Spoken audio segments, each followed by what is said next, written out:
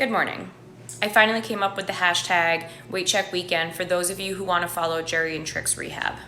With tomorrow being Saturday, when I blanket these two to take photos and update you guys on their body condition and what I did last week and what I plan on doing this week, I figured I would kind of go over my protocol when I take these surrenders. And for those of you that don't know what I do and why I do it, I built my business over the last 13 years by taking surrenders, rehabbing them, and creating lesson, lease, and show horses that were affordable for the average equestrian.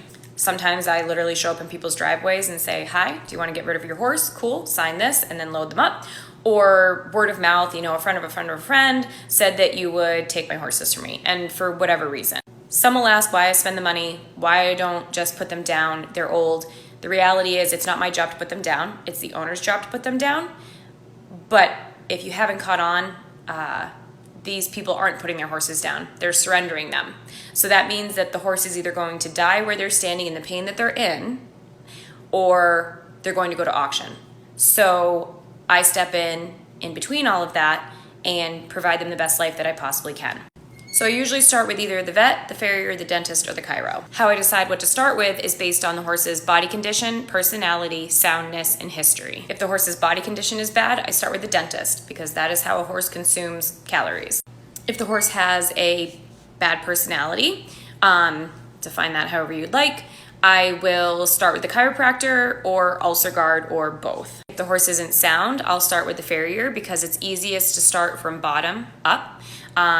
The soundness could be anything as simple as an abscess to something as complicated as navicular, white line, laminitis, founder, the list goes on. And then lastly, I'll start with the vet if the horse's history is known.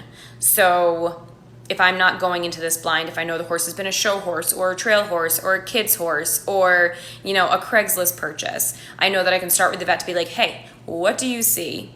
Where should I start? And then usually the vet will be like, okay, dentist, blood work, farrier, chiropractor, saddle fitter, kind of bounce ideas so I'm not wasting money chasing the wrong thing. And in the meantime, I am bathing the horse, cleaning the sheath, starting them on a simple diet. Usually I do beet pulp, a half cup of oil, and unlimited hay if they have teeth. If they don't have teeth, then I soak Timothy alfalfa cubes and just kind of start getting their system going because beet pulp is safe versus adding grain right away if they haven't been on grain. I could go into detail for hours, but I would rather answer any questions you guys come up with.